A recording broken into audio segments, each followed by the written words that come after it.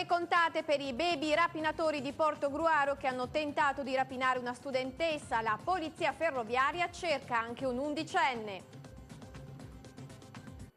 E apriamo ora la pagina della cronaca. Ore contate per i bulli che hanno tentato di rapinare una ragazzina di 15 anni. La polizia ferroviaria sta cercando 2 ragazzi, uno addirittura di soli 11 anni. Il servizio di Nicola Endimioni.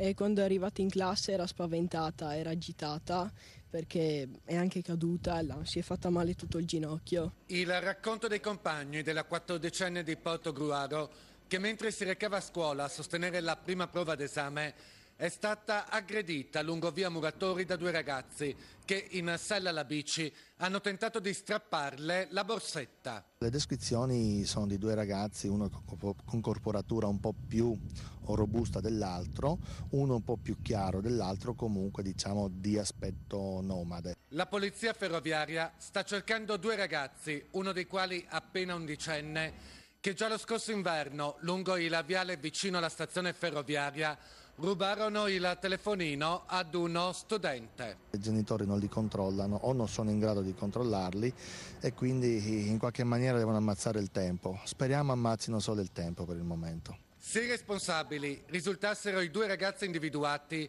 per loro nessuna conseguenza penale. Entrambi hanno un'età inferiore ai 14 anni, quindi non imputabili.